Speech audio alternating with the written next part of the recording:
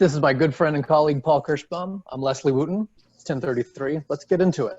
Today's topic, when corporate comes to visit. So, Paul, yes or no, do you clean your house when you know a visitor is coming over? Do I clean my house when the visitor's coming over? Absolutely. Yeah. Every single time. Mhm. Do you feel like it's to show them that your place is cleaner than it normally is, or why? What's the thinking behind that? Why don't you just show them the way that you are? It's first impressions. Hmm. I like to keep them up here and then slowly lower their standards.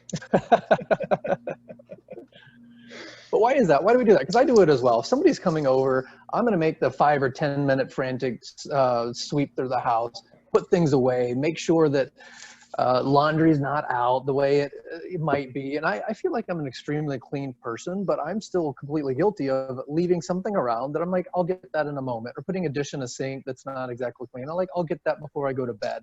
And if you were to come over to my house, I'm like, okay, I'm going to get that now. I'm going to get that now. And I'm not going to wait till it's time to close down or go to bed. Why do we feel the need to do that before corporate comes to visit? By corporate visiting, I mean a health inspector, your district manager, your regional manager, or somebody like that. Why do we feel the need to change what the establishment looks like before they come visit?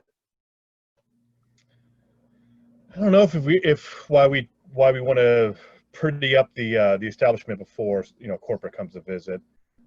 It's a good question. It's almost ingrained in us.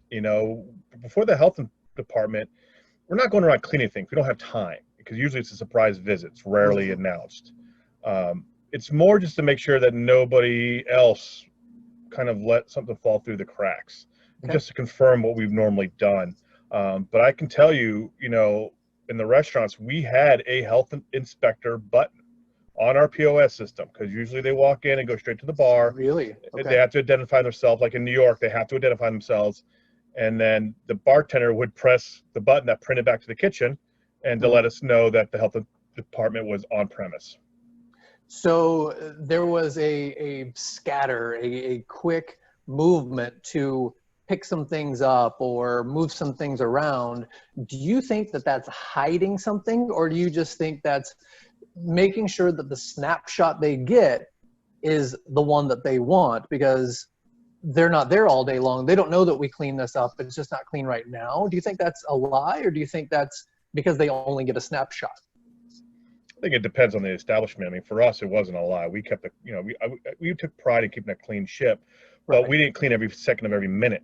Right. We had cleaning times that were all right, and it was usually either hourly or quarterly based throughout the day. So don't think it's a lie. I think it's just kind of showing what our normal standard is. I mean, again, you don't have time to clean, but you do have time to catch something that might During a not shift. during a shift, because when Yeah. you're getting smoked in the back and they come in the middle of because they don't come at a slow time, if it's a Friday night or a busy lunch, Mhm. um, there might be a little mistake that you could catch, before if it's wrong placement or something like Mhm. that. But if you didn't label all your food, they're going to know you didn't label all your food. You're not going Right. to have time to get that done. So I think it's more of a snapshot just to say this is what we normally do. Mhm. Because if a health inspector sees everything labeled but one missed, he's not usually, Mhm. he's Yeah, not yeah, going to be on top of you, just depending, but it depends on where you are. New York City, they're hardcore. Other states are not, or the cities or the regions are not as that I've seen. I'll give you an example. A health inspector from a town of 60,000 people, yeah. good food scene, came. We're talking one day, and he's like, he knew I worked in New York City for a long time, and he said out loud, he's like, I love when you New York guys come here because your standards are so much higher because of what we had to go through. The Right. most stressful I've ever been in my entire career, ever, is New York City health inspector coming in, knocking on the door, because you never know what you're going to get. It depends on the person. It depends on what mood they're in that day. There's a Sure. lot that goes into it. It But would depend on what happened the last time that they were there. Did they see a label off, or did they see multiple labels off? yeah, I mean, and again, if you're trying to hide something from them, they do this for a living. Yeah. Think how many restaurants they go in a day that try to pull the wool over. you're not going to pull the wool over them. They're going to see through most of the things that you're going to try to hide. You know, you're not going to hide well. So if you do try, like, if they do see you trying to do that, they will dig deeper, and that's when. So I I don't totally try to. agree. I just try to make the snapshot look pretty. Absolutely, same thing. And I don't see anything wrong with it, because if you can send a message to your kitchen that says health inspector or corporate visit or district manager in town, if you can send that simple of a message to your team and they know what to do, that would tell me, as the person who's coming around inspecting, as the corporate visitor, as the district manager, or whoever you are as the visitor, that your team knows what to do. And that if they can make that adjustment during a shift easily, that they're more than likely taking care of those same things at the close of a shift or the beginning of a shift or at the right times when something piles up. That there's no way anybody's taking care of those things 24/7, 100% of the time. Like you said, every second of every minute of every hour. That is such a challenge if you're giving service the way that you should. And I think it's really important to recognize that if an establishment can just go, hey guys, let's clean up real quick, something as simple as that, and everybody knows what to do, that would tell me, as the person there who's inspecting or visiting, that you're not running around frantically going, clean this and do it this way, sanitize this and do it this way. You're not trying to teach people on the fly. You're just giving them a heads up to do what they normally do, and now's the time to do it, rather than 3 a.m. after everybody's left the establishment. I agree. I mean, it's almost a reason. You know, I used to run that ticket back every once in a while, not all the time, but I used to run it probably at least once a quarter. And as a fire drill. I mean, we do fire drills in business, so why not do it as a cleaning thing? And you know, they get used to it and they know how to, you know, it is a training tool. If you use it as a training tool, then when it's game time, it's second nature to these guys and girls. You know, I think it's important to use it as a training tool, not as a discipline moment thing. A discipline would be terrible. And I think that kind of training moment, or I like that fire drill example, that's pretty good as well. I think that's creating habits and letting everybody know these are the standards that we need to live up to. And if they know those standards, they're going to be far more inclined to just do that in their normal work capacity. They're just more naturally going to be washing their hands and putting lids on things and making sure that all those things happen, so that when they get that fire drill, when they get that health inspector ticket, when they get the corporates in the building, they're like, quick look around, like, I'm good, you know, because they've created those habits. And I think as an operator, they need to be prepared for those things. And it's just natural that, okay, not everything's perfect all the time, but in that moment, you've got to adjust some things. So if our operators know what those things are and our employees know how to take care of those things, as someone who's been the regional or district or whatever title we may have held before in our careers, when you go into an establishment, announced or not, what are you actually looking for? Well, are you? What am I looking for? I think the first thing I'm looking for is I look at it from a 30,000 feet view. Sure. I'm looking as it a whole. I'm not nitpicking. I'm not micromanaging or micro whatever. Looking at certain. I'm not going to go straight to the gun. You know, the soda gun, or go straight to the ice machine and run my fingers underneath that. That's not really what I'm, I'm looking for an overall, are the buckets out? Is everything labeled? Is everything where it's supposed to be? I'm looking for morale. I'm looking for, cleanliness in general. I'm not going to be mad about one table being dirty. One of the things a health inspector once said to me is, like, the first thing I look at is the fan.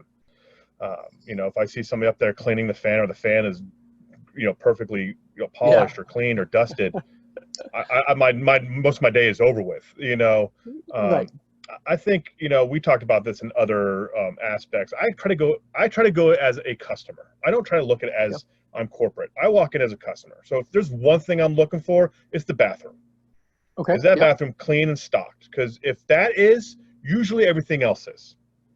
I agree. That's a litmus test for what's going on in the building. And are there times where you're going to run out of towels or toilet paper, or there's water or soap or something up on the counter? Of course, because people are gross and they leave things around.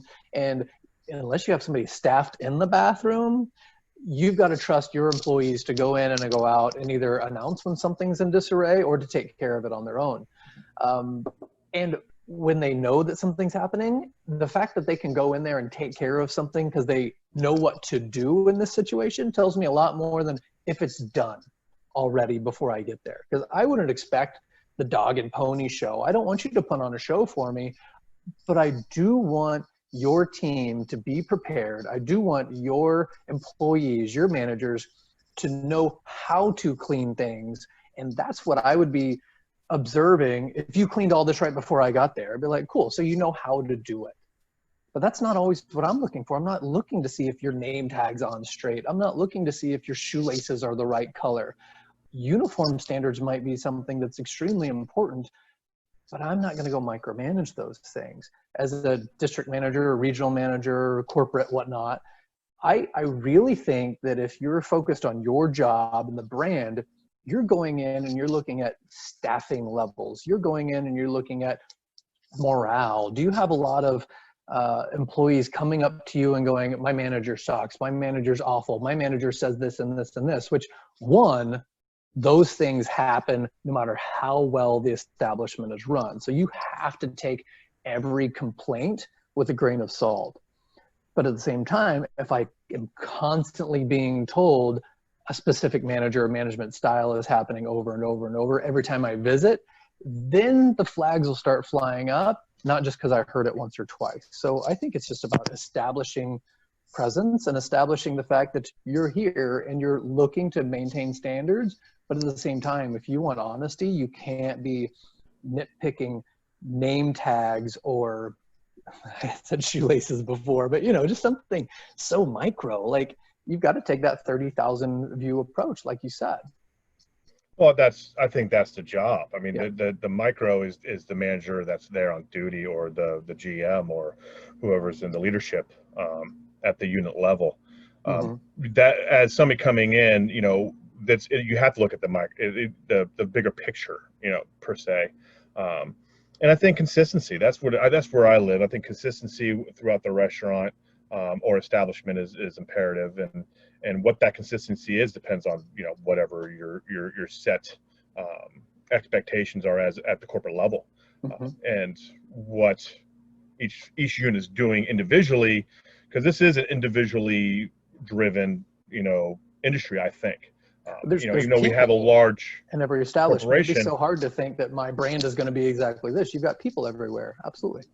Yeah, and every region is different. And I think we all love the local mom and pop place, but a lot of corporations want to run each place kind of similar to that, but yet have the controls of a larger corporation. And I think that's the hard balance to do.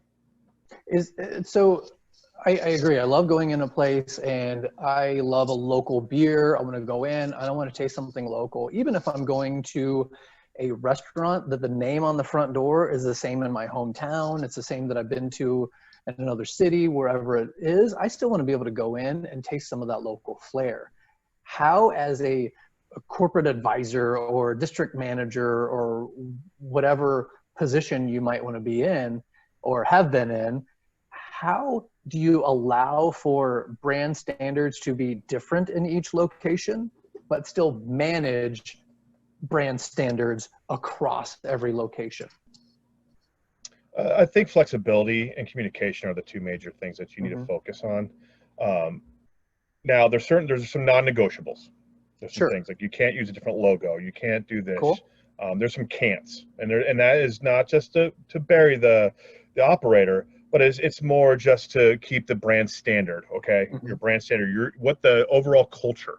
Do not change anything to do with our culture. If we believe this way, there's some companies that are really good at that. Right. But at the local level, you need to be engaged in what your customer wants at that local level, because it's different in any state, city, region. So I think there's certain things that you give them give them the keys to the car per se, and Sure. let them kind of drive. But in general, you can give an example, like for marketing. You can, if you choose to market on a different platform, if it's social media, if it's a local company or truck or whatever it is, but you need to use our branding. And don't change the logo. Don't change our normal, our set message. Our colors, expand our on it. fonts, our things. Yeah. Yeah, I think that's really what you can, because you want to give some control to the local operator. I think it's needed to be integrated in the community and not just it's another big brand in here, big box store coming in just to do the same thing over and over again and not being flexible. Do you think that takes away from the bigger brand, the corporation that's trying to be global or national? Or do you think that adds to the brand to have each location have something different and unique to it? I think it adds to the brand. I don't think it takes away, depending on what it is. There are some things you want to stay away from, political being one. Sure. There's some rules that need to be set forth when doing that. But I definitely think it just adds more layers to your company. And I think that's a good thing. It's not a bad thing. You don't want to be black and white. There's got a little gray in there. And I've seen some local companies do some, a part of a corporation or a franchise, and they do some really cool stuff. And then what happens? Other people see it, other franchisees see it, and they want to do the same thing and actually makes your brand stronger. So let's bring that right back to the topic of a corporate's coming to visit. Oh no, look busy, whatever it might be. As a regional or district or corporate coming in to visit, how do you maintain the brand standards when you allow differences between a location? What are you looking for if you're allowing it? Can't an operator just say, well, that's the way we do it here? No, well, I need a reason behind it, number one. And number two, like I said, that there's a list of non-negotiables, and that is usually inside the franchisee or operator's contract or, into the agreement. But I think that's where the communication comes in, is really important. Is, if an operator wants to do something or a franchisee wants to do something, our SOP is, let's run it by people just to get, I hate the ask for forgiveness, not for permission. Though I do it in my life, in my day-to-day life, I don't do that usually in business unless it's an extreme case. But I think that you do give them the flexibility just to say, please run it by me. Let's keep everybody in the loop, so there's no big surprises. But there's certain things that, like, if you're going to use a new hashtag, we need to know about it just so it can be across all brands. If you're going to post a picture of one of your servers because she did something or he did something amazing, I don't need to know about that. That is something that's internal that you're taking care of, that's a local level. If you're going to support a charity, a local charity, that's something you need to run by corporate because they might already have an agreement with somebody. Sure. So I think that the communication aspect of it is imperative, and that comes from the top. You need to communicate to each unit saying, hey, you can do this and this and this, but we need to know what's going on just so there's no surprises. And I think that really falls into a corporation, the leadership, your regional district, whoever it may be, of establishing what that brand message is. Here are the things, like you said, that we don't flex on. Like, this is our brand message. These are our colors, our logos, our uniform. Whatever it is that you as a company decide is set in stone. This does not move. And then not just open up the door for anything else is free for all, but I think it's really important to go, here are the sections, the departments where you can flex. Outside of those, there's no flexibility. Like, if we haven't talked about it, you don't just get to create it. But these are the departments where you can flex. You can talk about your local sports team or college team, whatever it might be, and let's decorate a wall. But you need to say which wall they can decorate or whatever it might be. You can have a theme day or a theme night, whatever it might be. And I don't care what you do on that theme night, but it can't be your new uniform or something like that. Like, you can offer reward and recognition to your staff, but it has to be within these guidelines. And one thing you said that I love and I think would be absolutely imperative is that the operator making the decision has to have a reason why. It has to be able to explain it, because if I'm walking in, I'm looking for safety sanitation. That's not something that we've talked about very much. And I think that's just a given. Like your safety sanitation, that's the black and white. There's no flexibility on that. But if I walk in and you've got something unexpected, I'm going to say, okay, tell me how that fits into the brand guidelines. And I need that operator to be able to explain that to me. And more than that, I should be able to ask a server or a bartender, why do we have this on the wall? Or why is this that way? And they should be able to explain it to me as they would a guest that follows those brand standards. And if they can't, I would determine that that operator's not done their due diligence to establish that as part of a brand, and it's just been a personal choice. Yeah, I agree. I mean, you can kind of go straight to the menu. I think a menu is a kind of litmus test for it all. Is, as a corporation, there's certain things on the menu you don't touch. You don't touch the menu, period. There's a great example. Absolutely. If you have seasonal, or no, I'm sorry, not seasonal, regional cuisine that fits, you're in Maine. If you want to put a lobster roll on during the summer, if you're in Texas and you want to add something that fits that region. I mean, barbecue or something like that. I mean, I don't recommend that, but if you're not a barbecue place, but that's just me. Sure. But those things, just clear it with the uppers, and then most are going to say yes, put it on the LTO or run it. We can help with the design and all that kind of stuff. I just think that using your resource, I think that's the big thing. Using your resources. Yeah. Have you ever seen that picture where a guy is trying to look over a wall? And he has 30 ladders sitting next to him, and it just says, use your resources wisely. If you have the power behind you to create all this stuff, use it. So that is the excuse for the communication. Just tell them, like, we have all these resources. Just run it by us. We might have something make your life much easier. We'll get it to you in a timely manner. I think it's going rogue is where I think we're talking about. I'm not saying you have to step in every single company line and tell everybody, call the VP and everybody to make sure you can do something, but you just don't want units to go rogue, because it is a brand standard. And if you have somebody that goes into one spot, they want something to be exactly the same the next spot, unless your brand is different. There are ones that have 20 restaurants. Every single one's a different style. Even a different name sometimes. You might have a regional who's got 4 different establishments that they're taking care of, and each one is exactly different.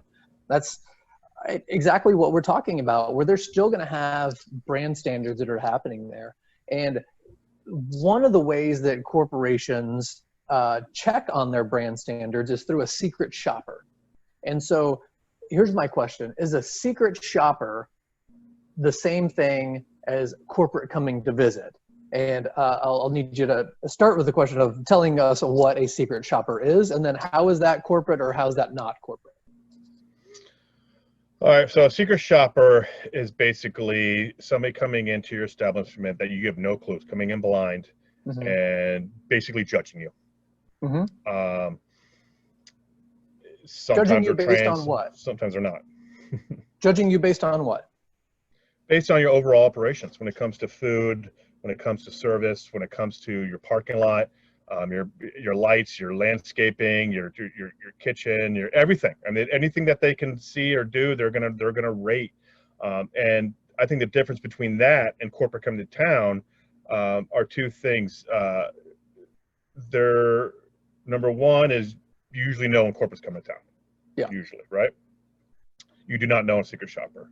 Right. Number two, corporate coming to town are trained. Secret shoppers are rarely trained. Oh my goodness. My experience with the secret shopper is they're almost 100% somebody that the company you hired then hired them off Craigslist, and they just answered a call for free food, and they go in and they take this list of questions that corporate wrote them, but then, like you said, they're not trained. So it's through this untrained person's eyes who's just looking for free food. Yeah. I mean, and there's no, like we talked about this in other episodes, the tone behind the text. There's no tone behind the writing. So they're not, there's two things. Like, number one, why do you want to do it in the first place? That's my first question. Why do you want a secret shopper in the establishment? I have people ask me all the time, "Oh, can you secret shop a place?" I'm like, why? right? What do you want out of this? Is this for bonuses? Oh Is this God. for Yeah. just for, trying to catch somebody do something they're not supposed to, or is this trying to? I mean, what are you trying to get out of this? That's my number one question. You remind me of something from HR perspective that just blows my mind all the time. They're like, we're trying to catch them do this. I'm like, if you already suspect them or you already have evidence of something, why aren't you acting on it? Why are you trying to do this backwards way of finding out that somebody's doing something? Why don't you approach it head first and go in and establish, or better, just establish that whatever it is that you're looking for to not happen, tell them, let's not do this, and then make sure that that doesn't happen. Like, I don't get the backwards approach to it. But let's talk about the positives, and I know that's probably a flex for both of us. Let's talk about the positives of the secret shopper. What does a secret shopper do for an establishment? For the establishment or for the corporation? Sure, either one. For the corporations, it's basically supposed to be a non-bias review of the establishment. For the establishment, it's supposed to give them feedback on what's on their day-to-day operations in a small window. So to me, it's kind of, you want to know what a secret shopper is? Go look on Google and Yelp and all that stuff. There's a lot of secret shoppers out there. They're not Yelp secret. is filled with secret shoppers that did not tell you that they were there for this, and then they announce it later. Yeah, you're absolutely right. That kind of social media is exactly the same thing as a secret shopper. Somebody that you did not know was going to give you a review gives their opinion at the end of it. Yeah. And we know what those opinions generally look like at the end. Yeah, and you'd be surprised. People are surprised at how many corporations run their bonuses or run the monetary or reviews of local establishments or units based on their I think it was called CSI report or CI customer index support. I don't remember the name of it is what. Okay. But I remember I was a manager back in the day for a corporation, and we were bonused off that. And so it was part of our job to kind of seek them out. Public opinion of you establishes your bonus and your pay. So does that mean that you're going to overstaff to make sure that it's accurate? It's a possibility. So when you overstaff, we know right away, what's that going to do to your bottom line? It's going to hurt it. It's going to hurt your bonus there too. So it's a balancing act. I think with everything else, it's a balancing act. I personally don't like secret shopping. I don't mind doing it. I've done it before. Sure. I've actually built it for customers. But then again, I tell the customers when I build it, it's usually asked upon me many times. I say, I don't think we should, I tell them, let's do the why first. Why are we doing this? And what are your expectations? That's the biggest question. Like, if they can't answer that, I don't want to do it. What's your expectation of this secret shopper report? What are you going to do with it? If you're going to outsource a company to do it, I don't think that's the best way to go. Are you going to internally do it? Is secret shopping maybe pulling somebody from a different unit to do it on another unit? Sure. But there are also problems there too.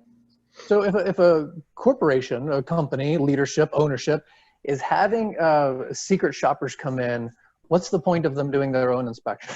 Is there a difference? Yeah, there's a difference. I think that like I said, secret shoppers not trained. Own inspections, you're trained. Third party inspections, like in the supermarkets, they do that. A lot of people do that. They're important. They have their own place also. I think it's more of taking all three and kind of reading between the lines. Sure. I don't take one over the other personally. I do. I mean, I prefer the corporate end of it because I think they're trained and they're untrained on the other side. What I mean is, I think together you can read between the lines and see if there's a consistency issue or positive. There might be something you always see that's great, always like bathroom or always clean, best I've seen. That's good to see kind of other sides of it, but I don't take one without the other. I like that a whole lot for our concluding points here is there are positives to it, just like a corporate visit or a district or regional visit, whatever it may be, owners in town, whatever it might be. And there's also, health inspector comes in and your secret shoppers, if you are a company that believes that is the best way to get info, But I'm 100% with you that yes, there are all ways to get info, but it's what you do with that info that's going to be best for your establishment. And if you're taking a stranger's opinion to establish your brand identity and your employee's reputation, that's one thing. If you're taking a snapshot from a monthly visit as a total experience, that's another thing.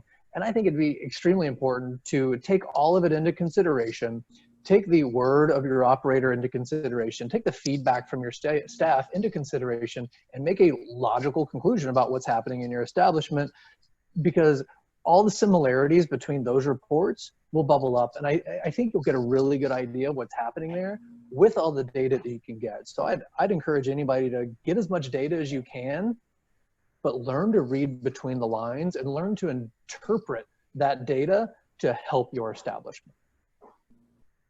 Absolutely. I think that's where I think you nailed on the head. Help your establishment. Mm-hmm. I hate looking back. You got to see it a little bit, but I want to go forward. So let's learn from what you got, the feedback, the data, and use it as a benefit to your establishment to get better, to make more money, because that's kind of why we do this. It's what for monetary. So I think using the data, using your feedback to get better.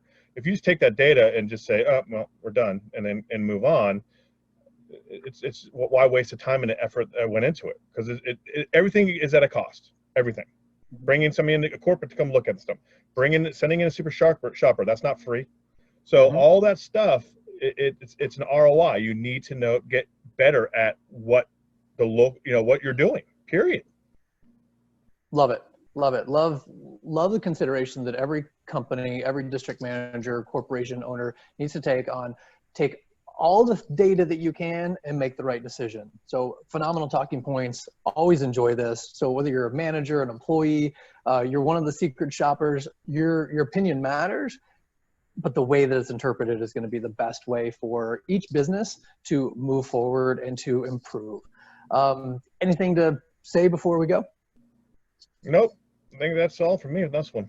All right, friends, make sure you subscribe to the channel, give us a like, and we'd love to hear your feedback. Leave us a comment, ask us a question, tell us about a corporate visit, tell us about a health inspector or a secret shopper, pro or con. We're down for it. We'd love to hear from you, and we'd love to give you some feedback on that. Thank you so much. Have a great day. Have a great day, guys.